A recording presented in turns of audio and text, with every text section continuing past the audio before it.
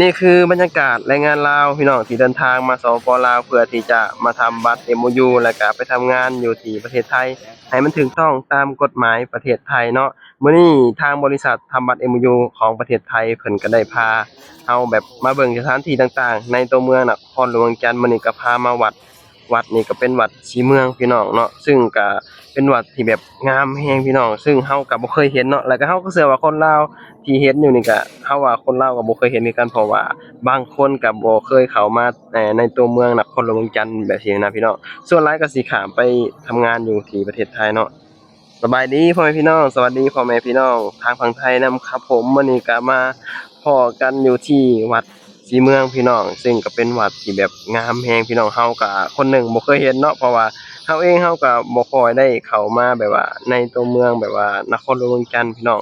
ส่วนหลายก็สิข้ามไปหาเงินอยู่ที่ประเทศไทยแล้วก็เฮาก็เชื่อว่าคนลาวหลายๆคนพี่น้องบ่ค่อยแบบว่าได้เห็นวัดงามๆแบบนี้เนาะเฮาบ่คิดว่าในสปปลาวสิมีวัดงามแบบนี้พี่น้องเราเห็นแต่ในคลิปเนาะพอมาเห็นตัวจริงงามแฮงพี่น้องตอนนี้ก็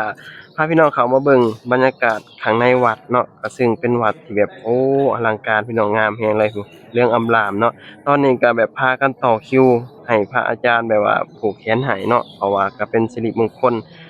แก่กับแบบว่าก็เกี่ยวกับแบบว่าแรงงานลาวเฮาเนาะที่แบบไปหาเงินหาทองแบบนี้นะเก็บเงินเก็บทองให้อยู่ดีมีแรงพี่น้องเพราะว่าศาสนาพุทธหรือว่าวัดนี่ก็เป็นหยังที่แบบเป็นสิ่งที่ยึดเหนี่ยวจิตใจสำหรับชาวพุทธเนาะเวลาเฮาเข้าวัดเข้าวาไปสิพี่น้องมันก็เฮ็ดให้จิตใจเฮาสงบแล้วก็มาขอพรบางคนก็ขอพรหาเงินหาทองอิหยังประมาณนี้นะพี่น้องส่วนเฮาก็ขอไปหาเงินหาทองบ่ใช่นะขอพรแบบว่าให้อยู่ดีมีแรงแบบว่าไปหาเงินหาทองอยู่ที่ประเทศไทยก็ขอให้ราบรื่นขอให้อยู่ดีมีแรงว่าซี้นะพี่น้องก็ประมาณนั้นแหละพี่น้องเนาะบรรยากาศเบิ่งพี่น้องข้างในนี่เดี๋ยวสิพาเบิ่งบรรยากาศข้างในพี่น้อง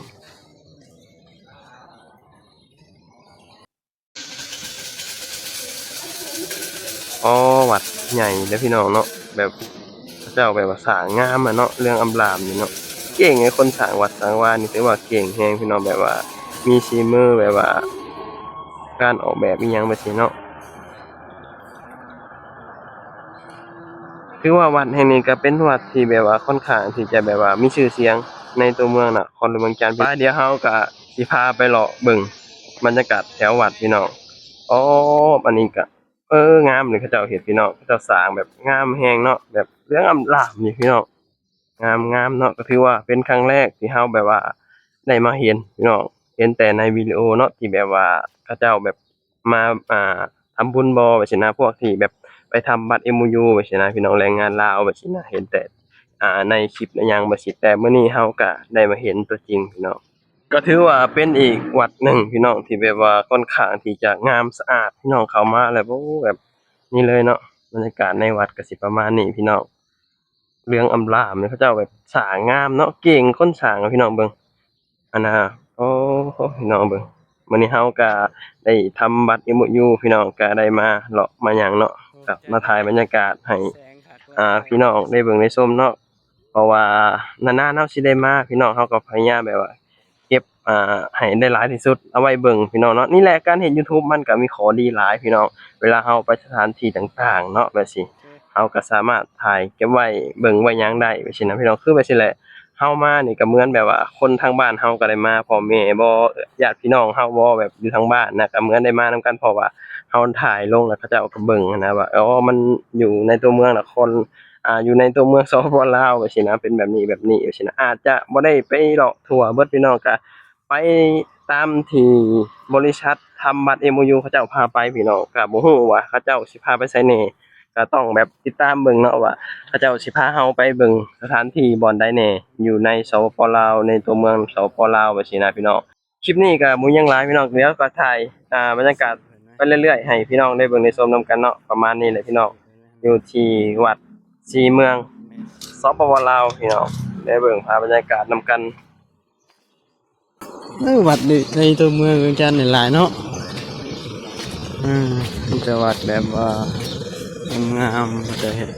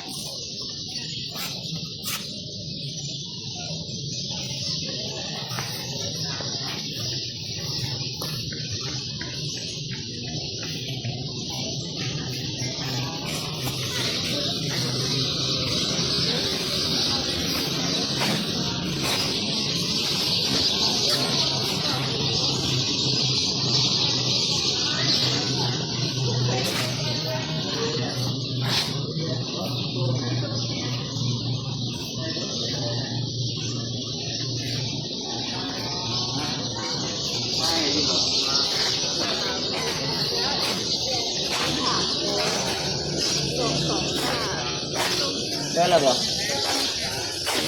ตัวน้องอะไรอ่ะคูณก้อนเข็มนะยัง